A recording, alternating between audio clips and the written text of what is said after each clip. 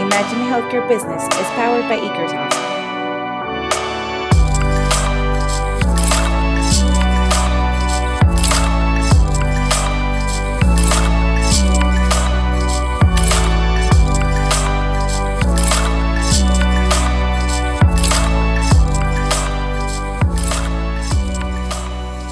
Bienvenidos una vez más a Reimagine Healthcare Business, el podcast con el que platicamos con gente importante en la industria de la salud. Es una comunidad virtual que hemos impulsado en Ekersoft y este es nuestro quinto capítulo y como siempre estamos muy contentos de tener y poder conversar cómo es el futuro de la salud, cuáles son los nuevos jugadores de la salud, la tendencia y en general de negocios. En esta ocasión nos acompaña el doctor Benjamín Villaseñor, que es médico por la Universidad de La Salle, con una historia también muy valiosa para contar. Tuvo residencias en genética, pediatría, medicina interna también por la Universidad de Chicago, y además también tiene una idea y una filosofía sobre cómo podemos ser empresas saludablemente responsables. De hecho, ha recibido 2 veces el premio de Empresa Saludablemente Responsable por la Ciudad de México. También fue finalista de Emprendedores en CNN en Expansión 2014. Fue también una de las 30 promesas, el doctor de los negocios en el 2016 por Forbes, por la revista Forbes. Entonces, seguramente será una historia súper interesante y una charla bien interesante, como siempre, en este formato que hemos diseñado, que es podcast de Ekersoft. Y también está por primera vez con nosotros Jorge Camargo. Él es co-CEO también y cofundador de Ekersoft. Entonces, vamos a platicar sobre estos temas. Bienvenido, Jorge. Bienvenido, doctor. ¿Cómo están? Muchas gracias, José. Mucho gusto. Muchas gracias, Pato. Gracias. Bueno, doctor Benjamín, si pudiéramos preguntarte, te voy a hablar de tú, porque me parece que también eres joven, tienes toda la trayectoria. En Ekersoft tenemos también esta filosofía que podemos hablarle a las personas con respeto, por supuesto, y hablando de tú también podemos generar conversaciones, ¿no? Entonces, Benjamín, si pudieras definir qué haces, ¿cómo lo definirías? O sea, en estricto sentido, si alguien te pregunta en la calle, ¿a qué te dedicas? ¿Cómo definirías a qué te dedicas? Claro. Bueno, en tanto a médico, lo que hicimos en UMA fue, UMA empezó como una empresa donde hacíamos check-ups y nos dimos cuenta que podíamos nada más atender a las personas de una en una. Y en medicina, pues nunca traen clases de finanzas ni de mercadotecnia. Entonces, cuando UMA empezó, tuvimos una experiencia cercana a la muerte, porque teníamos una muy buena clínica para hacer check-ups y demás, pero no estábamos teniendo ni el número suficiente de pacientes y las finanzas se nos fueron al suelo, ¿no? Entonces, uno de nuestros pacientes era director de recursos humanos en una empresa de telecomunicaciones muy importante y nos dijo, oigan, han desarrollado toda esta tecnología, lo que deberían de hacer es tratar de masificarlo. Entonces yo les ofrezco empezar a trabajar con la fuerza laboral de mi compañía para ver qué efectos puede tener en términos de mejorar la productividad de la gente a través de mejorar su salud y su bienestar. Y entonces empezamos a trabajar con ellos y hoy en día nos dedicamos exclusivamente a eso. En UMA lo que hacemos es programas de salud y de bienestar laborales que tienen como intención inspirar a los participantes a mejorar su salud y por ende mejorar su productividad. Ahora, esto es muy relevante, particularmente en México, porque no sé si ustedes lo saben, pero en México tenemos el primer lugar de obesidad a nivel mundial. Eso nos hace ser el país con el peor estado de salud en todo el mundo. Estamos peor incluso que los países africanos con sus problemas de VIH, de malaria y de tuberculosis.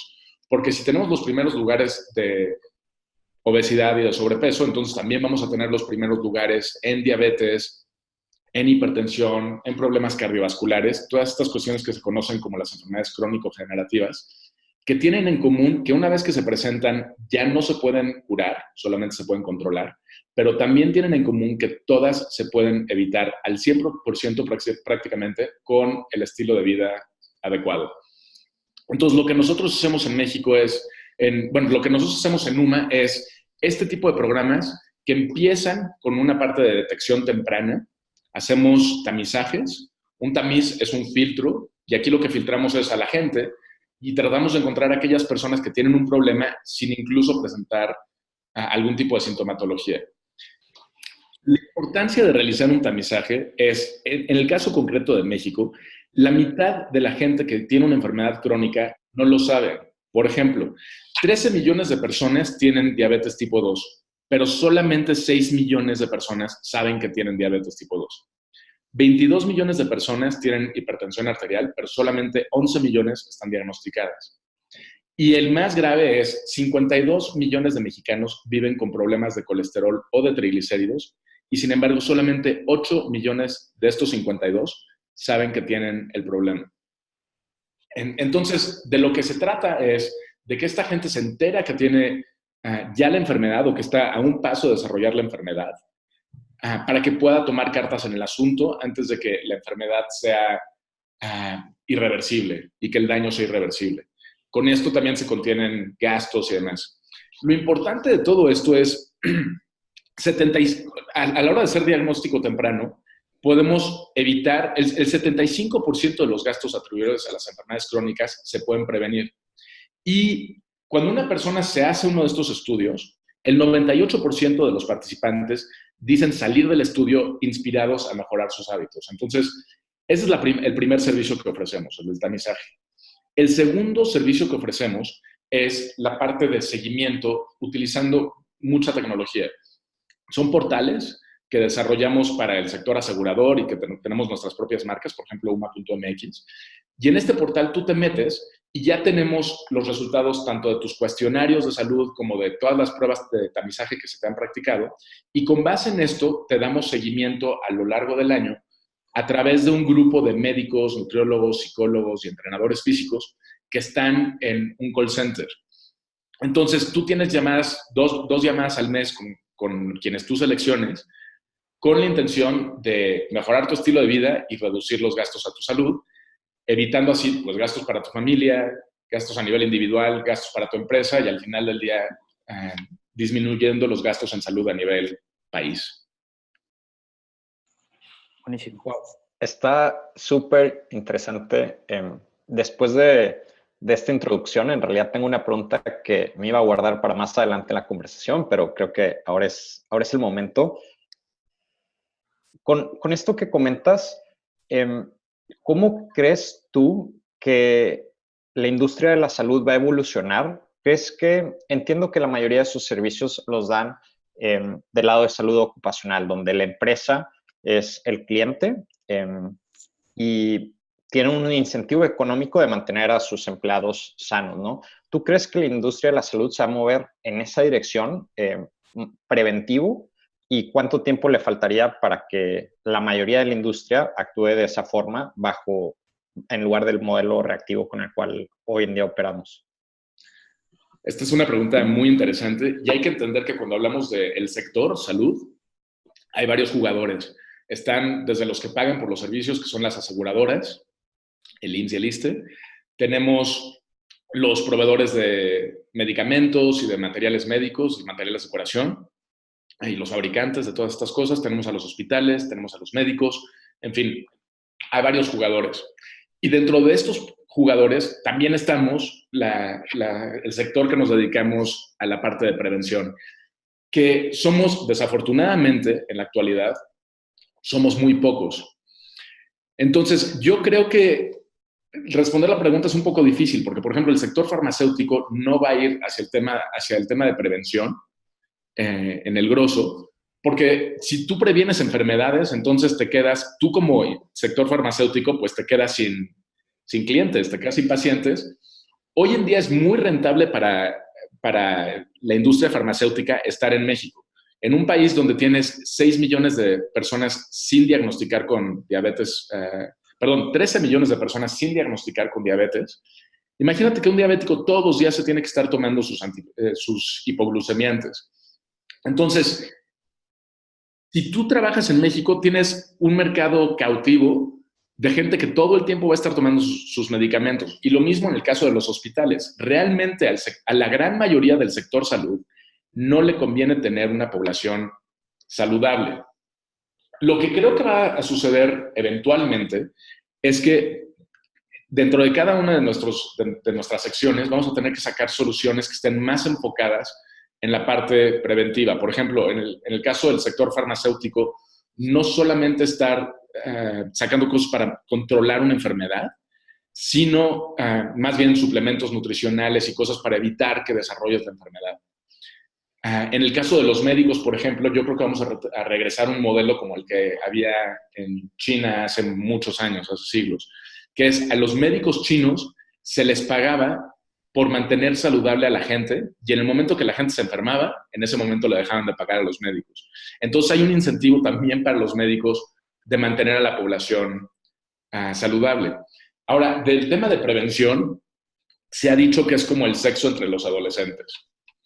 Todo el mundo habla de prevención, todo el mundo dice que lo está haciendo, realmente nadie sabe ni siquiera cómo se hace y lo que prevalece es una gran ignorancia. Entonces, tenemos que... ahorita todo el mundo, desde el doctor Alcocer, que es el nuevo secretario de Salud, desde que empezó a decir cuáles eran los temas más complicados, incluso ya desde la administración anterior, todo el mundo estaba diciendo que lo que hay que hacer es prevención. El tema de prevención no es hacerse un check-up. Eso es diagnóstico temprano. Hay que entender que diagnóstico temprano y prevención son dos cosas totalmente diferentes. Prevención es, por ejemplo, cuando yo me vacuno en septiembre, en octubre, para evitar que en noviembre y diciembre me dé influenza. O es si yo evito fumar para evitar que me dé cáncer de pulmón. O si yo procuro hacer ejercicio y llevar una nutrición saludable para evitar que me dé una enfermedad crónico-degenerativa o me dé un infarto a los 40 años. Eso es la parte de prevención. Y se dice muy fácil, pero realmente no es tan sencilla, porque aquí con lo que estamos hablando es con el tema de los hábitos. Creo que todo mundo sabemos que tenemos que ejercitarnos más, dormir más, estresarnos menos, no fumar, etcétera, etcétera. Pero lo que cuesta mucho trabajo es cómo hacerlo, con quién hacerlo y sobre todo quién me va a llevar de la mano. Entonces, es muy importante que haya más empresas como UMA que se dediquen a eso, a apoyar a la gente a adquirir hábitos saludables que les ayuden a evitar enfermedades en el futuro. Claro, no, me hace muchísimo sentido. Hay una frase muy buena de Charlie Munger, que es el socio de Warren Buffett, que dice, "Show me the incentive and I will show you the outcome", que básicamente lo que a esto se refiere es, dime quién se beneficia, o sea, cómo funciona el modelo económico y te diré qué es lo que va a pasar. Que por eso me hace mucho sentido que en salud ocupacional el tema de prevención tiene un retorno de inversión, ¿correcto? O sea, hay un tema donde prevención conlleva a ahorros económicos, conlleva a tener menos días inhábiles de tus empleados, a poder negociar mejores primas con los seguros de gastos médicos. Creo que el reto es cómo llevar esos incentivos al resto de la industria. ¿Compartes un poco esa analogía y cómo podríamos llevar esos incentivos al resto de la industria, que ahorita lo vemos tal vez muy transparentemente en la parte de salud ocupacional? Claro. Mira, primero quiero hablar del tema de cuáles son los incentivos que tiene una empresa para invertir en la salud y el bienestar de sus empleados. Pero incluso antes de eso, quiero hablar un poquito del tema cultural en México. Los mexicanos y las empresas en México somos un poco impulsivos. Nos gusta gastar en cosas que vemos de forma muy tangible. Y por eso a las aseguradoras les cuesta tanto vender sus seguros. Porque un seguro es una cuestión que tú vendes, que tú compras con la idea de no tener que utilizarla, ¿no? Entonces, los mexicanos aseguramos muy poco nuestras casas, nuestros coches. Es muy poca la población que, por iniciativa propia, se compra un seguro de gastos médicos mayores o un seguro de vida. Insisto, porque somos muy impulsivos. Queremos trabajar con lo que tenemos ahorita en el momento. Y no vemos a largo plazo. No nos damos cuenta de que si no invertimos de forma preventiva en nuestra salud, en nuestras finanzas, en el largo plazo, o en el mediano plazo, los gastos que vamos a tener van a ser catastróficos. Entonces, nos ha costado mucho trabajo. Afortunadamente, hoy en día a nivel mundial cada vez se hace más énfasis en la necesidad de prevenir en todos los sentidos, pero realmente nosotros llevamos 10 años de haber empezado con Numa y apenas hace unos 2 años empezamos a ver que empezaba a darse más interés por parte de las empresas en invertir en la salud de sus colaboradores. Sobre todo porque las áreas de recursos humanos pues son las áreas menos sexys dentro de las organizaciones. Son las que menos presupuesto tienen y a la hora que hay recortes son las primeras que sufren. Todo el tema de beneficios. Como que la empresa en el corto plazo no ve resultados tangibles por tener a una población saludable. Sin embargo, nuestros argumentos para convencer a las empresas de que tienen que invertir en la salud de sus empleados es, te va a ayudar a reducir gastos y riesgos, te va a ayudar a aumentar el compromiso de tus empleados. Si tú tienes un programa de bienestar, lo que le estás diciendo a los colaboradores es, yo me preocupo por su salud, a cambio de eso, por favor, preocúpense por cumplir sus metas y por cumplir la misión de la empresa.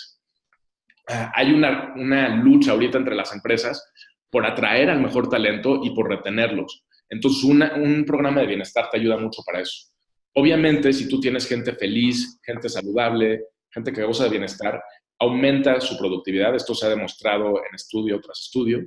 Ayuda a disminuir el ausentismo, ayuda también a cumplir normas y disposiciones. Y también, y esto es sobre todo muy importante en las empresas públicas, te ayuda a tener una mejor proyección de tu empresa, te ayuda a acreditarte como empresa socialmente responsable, como empresa saludable, te ayuda para ganar puntos, por ejemplo, para Great Place to Work y otros tipos de reconocimientos que es muy importante para las empresas. Entonces, esa es la razón por la que la gente tiene que empezar a invertir en la salud de sus colaboradores. Ahora, el sector como tal, ¿por qué debería de hacer este switch de lo curativo hacia lo preventivo? Yo creo que aquí lo importante sería cabildear para que el gobierno comenzara a ofrecer incentivos, como les decía en el modelo chino, que comenzara a ofrecer incentivos al sector por mantener a su población y a la población en general saludables. Aquí, por ejemplo, no solamente entran el sector salud, por ejemplo, también tiene mucho que ver el sector de la industria de los alimenticio, ¿no? ¿Se acuerdan cuando tuvimos toda esta cuestión de que se les impusieron impuestos a las bebidas azucaradas y este tipo de situaciones? Yo creo que ese es el camino que tiene que haber. Incentivar al sector farmacéutico a que empiece a sacar medicamentos y soluciones más preventivas y lo mismo, por ejemplo, a los laboratorios, hay que pedirles que cada vez hagamos más servicios y productos diagnósticos tempranos, más que enfocarnos en el diagnóstico de enfermedades. Ahora, estamos viviendo una época súper interesante con el advenimiento del Internet of Things, inteligencia artificial, Big Data.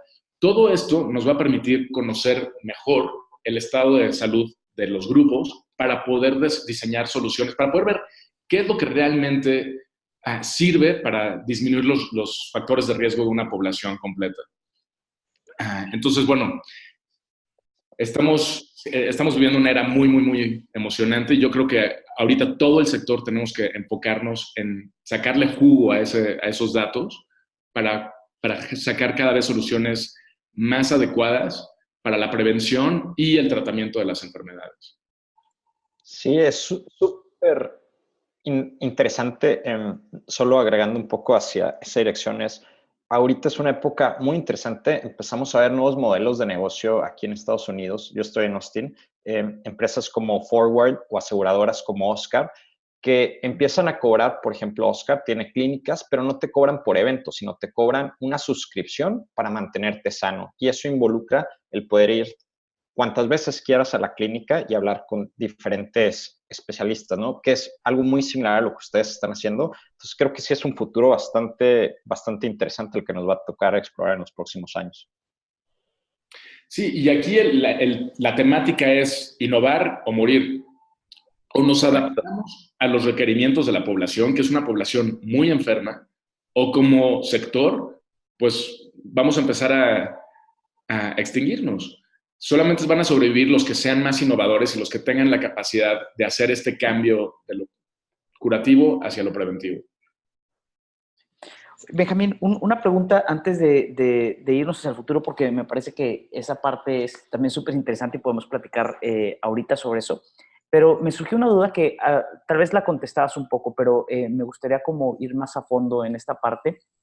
Cuando tú le hablas a un director, a un fundador de una empresa, sea el tamaño que sea, porque vemos que tienes clientes muy importantes de Tiffany Co. Y demás, bastantes otros clientes grandes, ¿cómo convences al director general de esta empresa la importancia, como decías, este mindset que tenemos los mexicanos o los latinos sobre el cuidado de la salud y demás? ¿Cómo convences a ese director? ¿Cómo le haces saber a ese director que, por ejemplo, la comunidad, porque leía también algunas cosas que tú has escrito y esta parte me parece bien interesante que has hecho tú y que también ha hecho UMA Salud, es, o sea, la implicación que, por ejemplo, tiene la comunidad o el entorno laboral? Pero ¿cómo lo convences? Además, tal vez de este argumento, ¿cómo convences o cómo es tu plática con un director general cuando tú le vas a decir, ok, tiene un retorno de inversión que cuides a tu gente? Todos lo sabemos, pero no queremos gastar tal vez en una empresa. ¿Cómo es tu primer approach o cómo fue tu primera experiencia sobre esto? Pues mira, a lo largo de 10 años de estar sentándome con varios directores de recursos humanos, directores de finanzas, directores generales, he tenido una idea de cuáles son las expectativas que hay sobre este sector y los argumentos más potentes, ¿no? El argumento más importante es el que acabas de mencionar, el retorno de inversión, el dinero. Entonces, las organizaciones que tienen un programa de bienestar se benefician porque les ayuda a contener gastos, a disminuir el ausentismo y a disminuir la rotación de personal. Cuando mejoran la salud de su población, se disminuyen siniestralidad, gastos en salud y los gastos derivados del ausentismo y presentismo, a la vez que se aumenta la productividad. En promedio, los participantes de los programas de salud y de bienestar se ausentan 2 días menos por año que la gente que no participa en estos programas.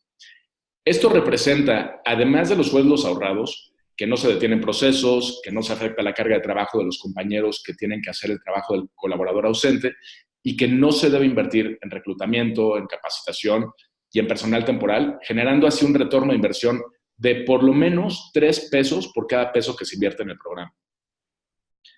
Lo que les decía también hace rato, ¿no? Te ayuda a contribuye a que logres certificaciones, acreditaciones y a mejorar la proyección social de la organización. Con certificaciones como el de Empresa Socialmente Saludable, Great Place to Work, Empresa Saludable y demás. Oye, ¿qué implicación? Sí. Quería preguntar, o sea, laboralmente, ¿cuál es el entorno perfecto para una persona? O sea, desde el lugar de trabajo tiene que ver, o cuál es el entorno perfecto para estar saludablemente. O sea, ¿es fuera de la empresa, dentro de la empresa? Tiene que haber, también trabajan ustedes con la familia o con, entiendo que deben trabajar con los hábitos de la persona y demás, pero ¿cuál es el entorno general de esta persona para que laboralmente sea pues sana y laboralmente sea eficiente y alcance los objetivos de la empresa y demás? O sea, ¿cómo logras embonar todos esos engranes? Claro, mira, hay muchas organizaciones, particularmente Google, que ha estado invirtiendo muchísimo dinero en contestar esa pregunta. Eso es el sagrado grial de las empresas. ¿Cuál es el entorno, cuál es la fórmula perfecta para aumentar al máximo el desempeño de mis colaboradores? Y la respuesta es que no existe ese sagrado grial porque hay una gran diversidad de personas. El ejemplo, por ejemplo, perdón la redundancia. El ejemplo es, hay gente que necesita estar rodeada de personas para poder rebotar ideas, anotarlas en un pizarrón, son muy visuales. Y hay otras personas que son muy introspectivas, que necesitan estar totalmente aisladas. Y de hecho, no es que haya diferentes tipos de personas. Uno mismo, hay días en los que yo mi mejor trabajo lo hago a las 3 de la mañana cuando no tengo ningún tipo de estímulo. Pero hay muchas otras ocasiones en las que tengo que salir y tengo que estar con un grupo de mis colaboradores para poder sacar todas estas propuestas y para poder desarrollar ideas nuevas. Entonces, cosas que definitivamente que no funcionan es espacios de trabajo muy compactos, mal iluminados, con mala circulación de aire. Pero, por ejemplo, si tú necesitas de repente, si tú tienes a todos tus colaboradores en una misma oficina, si son espacios abiertos, también es importante que tengas espacios cerrados donde la gente se pueda ir a sentar un rato, a aislarse un poquito de sus compañeros cuando necesitas un poquito más de silencio. Entonces, hay que generar espacios de trabajo diversos que se adecuen a las diferentes necesidades de las personas en diferentes momentos. Y el gobierno, por ejemplo, porque me imagino que también en parte de este entorno que decíamos y que me parece súper interesante que dices, no existe ese santo grial, o sea, no hay una fórmula para esto, pero me gustaría preguntarte, me imagino yo que esto es una persona que vive en una ciudad, ¿qué papel tiene? Y bueno, más bien, tiene un papel bien importante el diseño de la ciudad, o sea, si llegamos a nuestro trabajo ya desde el momento que pisamos la oficina, tenemos y pasamos X número de tiempo en el tráfico y nos peleamos y le tocamos el claxon a mucha gente y demás, también ya llegas con un estrés, en fin, supongo que tiene que ver eso. Pero mi pregunta es, ¿qué tanto participa el gobierno, por ejemplo, en diseñar mejores ciudades? ¿O qué tanto participa el gobierno, en tu experiencia, o ha participado el gobierno en tener un papel importante en todo este esquema, pues? Es una pregunta muy interesante. Te voy a dar la respuesta que me O sea, dio... diseñar la ciudad, ¿me explico? O sea, desde Sí, ese punto, sí. ¿cómo diseñas la ciudad para que aportes a esto, ¿no? ¿Se acuerdan de Salvador Czestorivsky, que fue secretario de Salud y posteriormente fue secretario de Desarrollo Social de Desarrollo Económico? Bueno, estuvo en la Ciudad de México, no me acuerdo cuál fue su segundo puesto. Pero en un desayuno que hubo con él, le hicieron la misma pregunta. Si pudieras hacer una sola cosa para cambiar el diseño de la ciudad, para aumentar la productividad de su gente, ¿qué harías? Y lo que él comentaba es que en el caso particular de la Ciudad de México, tenemos toda esta gente que se mueve hacia el Estado de México y de regreso, y que pasan en promedio 2 horas trasladándose de un lugar a otro. Entonces, eso consume muchísima energía, no de la persona, sino consume combustible, genera muchísima contaminación y además le afecta muchísimo emocional y psicológicamente a la persona, que, como tú decías, tiene que estar expuesta a la contaminación, al ruido, a los espectaculares, a todas estas cuestiones, de forma que llegan al trabajo y ya están exhaustos y todavía ni siquiera empieza su día, ¿no? Entonces, cuando le preguntaron cómo mejorar, si pudieras hacer una sola cosa, ¿qué es lo que harías? Lo que él dijo es, me aseguraría de que la gente pudiera caminar a su lugar de trabajo. ¿Y cómo lo haría yo? Incentivando a las empresas que contraten gente del mismo código postal. Si tú tienes tu oficina y contratas gente del mismo código postal, entonces se te pueden disminuir los impuestos sobre nómina y dar algunos otros tipos de incentivos fiscales para que las empresas quieran hacer eso, contratar gente que viva cercana a la empresa. Ahora, la otra cosa que se hace cada vez más es el tema del home office. Insisto, no hay una solución perfecta para esto, porque si, por ejemplo, eres un trabajador de planta, a pesar de que pudiéramos tener video y una serie de cosas, eso no sustituye la presencia física de la gente, ¿no? Yo veo un problema fuerte en que cada vez estamos sustituyendo más nuestras conexiones físicas, el contacto con la gente, por conexiones digitales. Sumamos amigos en Facebook y seguidores en Twitter y demás, y cada vez pasamos menos tiempo viéndonos cara a cara con nuestros amigos, con nuestras familias, incluso con nuestros propios colaboradores. Entonces, el tema del home office sí funciona muy bien, pero no, insisto, no es el sagrado grial, no es la panacea para el tema de la disminución de productividad por el tema de los traslados. O sea, lo mejor que se podría hacer es una combinación de home office y tiempo presencial y el tema de que vivieras muy cerca de tu lugar de trabajo. Sí, hay una empresa brasileña que se llama Semco, su fundador es Ricardo Sembler, y ellos hicieron algo súper innovador. Ellos están en Sao Paulo y ellos lo que hicieron es, en lugar de tener una oficina central que forzaría este tipo de comportamiento de pasar 2 horas para llegar a la oficina, lo que hicieron es, en lugar de tener una sola oficina, tienen como 20 oficinas en toda la ciudad. de tal manera que tú trabajas para la misma empresa, pero vas a la oficina que está más cercano a donde tú vives. Entonces, no hay ni un empleado que tiene que pasar 2 horas día a día en llegar a su oficina, y tienes como esta mezcla entre trabajar en un lugar muy cercano a ti, pero también trabajar con gente, ¿no? Entonces, creo que ese tipo de modelos son súper interesantes para otras empresas adoptar, en especial en ciudades como Sao Paulo, Ciudad de México, Buenos Aires, etcétera. Sí, totalmente de acuerdo. Muy interesante. Y también creo que cada vez podemos hacer más ese tipo de soluciones. Tú como empresa ya no tienes que invertir en construir las oficinas, adaptarlas y demás, con el advenimiento de este modelo nuevo de coworking. A nosotros nos ha funcionado muy bien. Nosotros trabajamos con EOS Offices. Entonces, eso nos permite tener escritorios en 12 puntos en la ciudad y también presencia en Guadalajara, en Querétaro, en Monterrey, en todas las ciudades donde tienen ellos oficinas. Entonces, creo que esas soluciones sí están muy cercanas. Creo que hoy en día todas las organizaciones podrían tener ese tipo de modelos. Claro, no, estoy 100% de acuerdo. En nuestro caso, en Ikersoft nos toca resolver retos similares, teniendo equipos distribuidos, diferentes zonas horarias, desde Egipto a Australia, México, Buenos Aires. Entonces es un tema de distribución geográfica, no solo entre una ciudad, pero ya entre varios países, que también el tema de Coworking Space nos ha ayudado bastante a tener esa expansión. Regresando un poco a UMA y a donde ves el futuro, has mencionado un par de cosas sobre su modelo. Perdón, Jorge. Nada más, antes de que hablemos de ese tema y nada más para finalizar el tema del equilibrio entre el coworking y el home office, algo que le preocupa mucho a las empresas es si voy a estarle dando permiso a mis colaboradores de trabajar desde sus casas y demás, ¿cómo hago para realmente... todos tenemos un pequeño micromanager dentro de nosotros que quiere asegurarse de que la gente realmente esté trabajando el tiempo que les estás pagando para que trabajen, ¿no?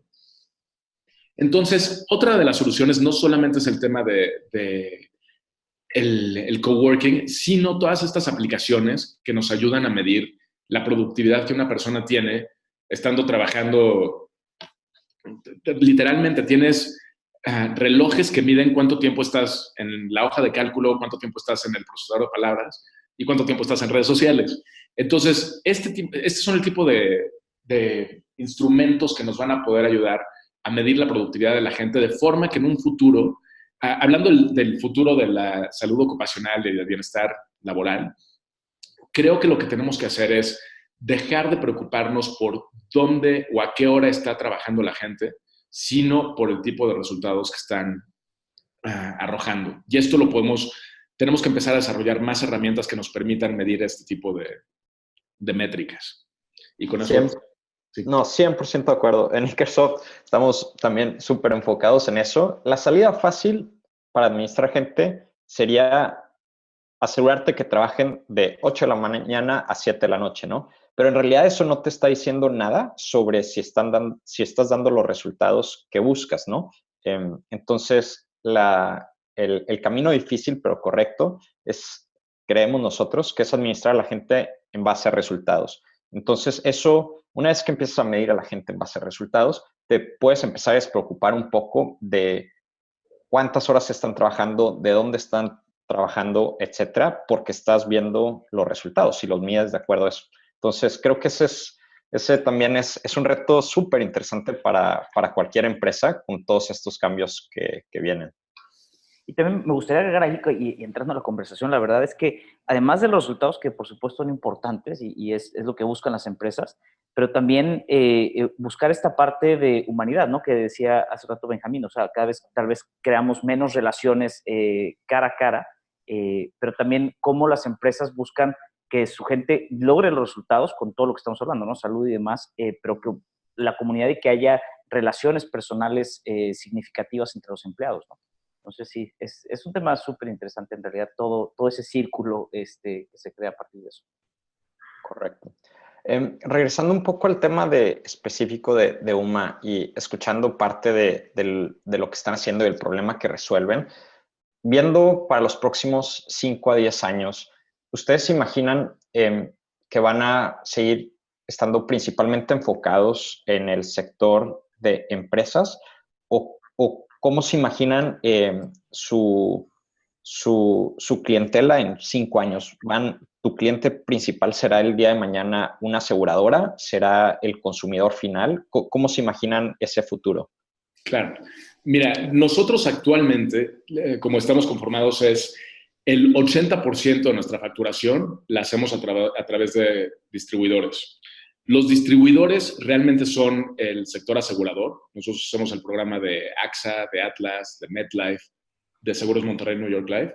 Entonces, cuando una empresa contrata a cualquiera de estas aseguradoras o a sus brokers para la póliza de seguros de gastos médicos mayores de su población, la aseguradora les vende o les regala nuestros servicios como una medida de aumentar la rentabilidad de esa cuenta. Entre menos se usan las pólizas, pues más rentables son. Entonces, hoy en día, 80% de nuestra facturación viene de esos canales.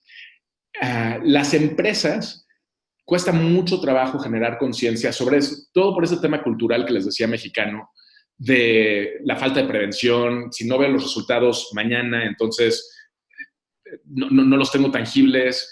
Cuesta mucho trabajo convencer a las empresas a estar picando piedra y ser muy persistentes.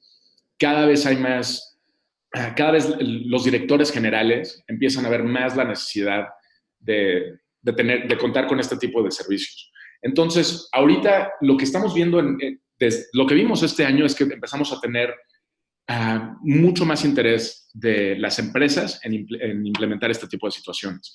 Y lo que veo en los próximos 5 años es incluso un siguiente cambio de paradigma. El siguiente cambio de paradigma es que hay un tema de corresponsabilidad. Que las empresas no digan, bueno, ok, empleado, tu salud es responsabilidad mía, es un tema muy paternalista, sino que empiecen a decir, bueno, sí, yo voy a poner los cimientos para que tú estés en un entorno saludable, para que cuentes con un diagnóstico temprano, para que, etcétera, etcétera, pero que los empleados también puedan empezar a invertir por su parte en su salud, que al final del día son los más interesados. Entonces, parte de los productos que estamos desarrollando y que vamos a lanzar el próximo año son servicios y productos enfocados en el usuario final. Ya. Y se imaginan, ¿te imaginas llevando a UMA directo con el usuario final como tu cliente, como la persona que paga, donde yo, Jorge Luis Camargo, contrato el servicio de UMA como mi servicio personal de wellness? ¿Se imaginan esa posibilidad o es algo que ni valdría la pena tanto explorar? Porque el camino... De hecho, una idea con la que hemos estado romanceando en UMA es precisamente el ejemplo que tú dabas de Oscar. Aquí se da un trato, ¿no? UMA pasaría a ser una especie de aseguradora donde nosotros tenemos acceso a todos tus datos de salud y nos paramos de pestañas para disminuir tus factores de riesgo, trabajamos de la mano contigo y lo que te ofrecemos es cobertura cuando no seamos exitosos, ni tú ni nosotros, y entonces sí tengas una enfermedad. Eso es la tirada a largo plazo, o asociarnos con alguna de las aseguradoras existentes. Mi perspectiva de lo que veo en el sector asegurador es que son organizaciones muy grandes, muy anquilosadas, a las que les cuesta muchísimo trabajo cambiar sus modelos, sobre todo sus modelos de negocios. Entonces, creo que más bien lo que va a suceder es lo que sucedió con Oscar, que van a surgir nuevas empresas que se adapten mejor a estos modelos. Veo muy difícil que las aseguradoras actuales vayan a querer hacer estos cambios. Claro, no, estoy totalmente de acuerdo. Ya empezamos a ver este cambio también donde creo que por muchos años toda la medicina se enfocó en medicina especializada y ahora empezamos a ver cómo descuidamos un poco el tema de medicina de primer nivel y ahí es donde podríamos retener o tener el mayor impacto en el gasto, ¿no? Entonces empieza a haber este fenómeno donde tal vez las aseguradoras siguen existiendo tal cual para gastos médicos mayores, pero existe esta nueva capa donde es medicina de primer nivel preventiva, similar a lo que está haciendo Oscar, que mucha gente contrata a Oscar solo para ese primer nivel y tienen otro seguro de gastos médicos mayores, ¿no? Entonces, yo creo que hay muchísima oportunidad ahí. Sería súper interesante seguir la historia de ustedes para ver si estas ideas que a veces suenan un poco locas, creo que terminan siendo algo más cercano a la realidad de lo que esperábamos, de lo que Sí, hay pensábamos. muchos temas que es, por ejemplo, para que funcionara muy bien el modelo Oscar, lo que debería de haber es total transparencia con el tema de los datos. Pero ahorita hay una paranoia con el manejo de la información privada, ¿no? La gente, pues, traemos nuestros trackers para ver cómo está nuestra frecuencia cardíaca, cuánto hicimos de ejercicio, etcétera, etcétera. Pero a la hora que tú dices, oye, ¿estás dispuesto a compartir esa información con la aseguradora, sabiendo que si la aseguradora se enteró de que pues, no seguiste el régimen que se te recomendó en términos de ejercicio, en términos de nutrición, te pueden penalizar en tu póliza? La gente creo que no estaría muy dispuesta a compartir. O sea, es una invasión a la privacidad que la gente es muy temerosa de todo ese tema, ¿no? Claro, pero Entonces, entra un poco el tema de gamification, que mucho es cómo se proponen estas cosas. Creo que Oscar lo supo hacer bien, donde en lugar de comentar, porque ellos creo que fueron los primeros que dieron el health tracker, ¿no? Decir, entre más pasos des, más ahorros tienes. Entonces te lo cuentan no tanto desde la perspectiva de si no lo haces te sale más caro, sino está en tus manos que salga más barato. Que de nuevo sigue siendo el mismo reto, pero creo que a veces el gamificarlo un poco, donde es como jugar un videojuego que entre más ejercicio hagas, son pesos y centavos que te ahorras, ¿no? Entonces, pero sí, claro, esto, pero no es tan sencillo. Y de acuerdo. también nosotros hemos hecho muchas competencias aquí en México, con cuentapasos y demás, y nos hemos topado con cualquier cantidad de cosas, sobre todo cuando hay dinero de por medio. Cuando el concurso es tienes que bajar de peso, tienes que mejorar tus números, tus niveles de glucosa y demás, la gente se enoja muchísimo. O sea, cuando les dices te voy a dar un premio, todos felices de la vida participan, pero cuando les dices me voy a ir contra tus bonos de productividad o me voy a ir a, Claro. a tu póliza, entonces la gente ya no se le hace tan divertido. Esos esquemas son muy poco populares. Por otra parte, cuando tú utilizas instrumentos como los podómetros, los cuentapasos, nos hemos topado con gente que le da la pulsera a su hijo y los ponen a correr por todas partes con tal de ganarse el premio o lograr. Uh, hay mucha gente que hace trampa y que trata de modificar esto. Entonces, todavía no encontramos. Es importante que sigamos buscando soluciones en ese sentido, pero, insisto, todavía no encontramos una solución realmente efectiva. Está Oscar, Virgin, Richard Branson lanzó una propuesta que se llama Pulse, que también ha tenido sus problemáticas. En UMA hemos lanzado varios experimentos para tratar de solucionar estas cosas y siempre nos topamos con cosas que no nos esperábamos, ¿no? La gente no lo recibe bien, a la gente no le gusta que le quiten. Los premios nos fascinan, pero que nos quiten no nos encanta. Y luego también lo que ha sucedido, por ejemplo, también pensamos mucho que si se socializara todo esto, que si yo comparto en mis redes sociales y demás cuántos kilos había bajado, cuántos kilómetros había corrido y demás, que esto iba a ser una forma de condicionar hábitos buenos. Y lo que demuestran los estudios es que la parte de socializar eso realmente no tiene ningún efecto.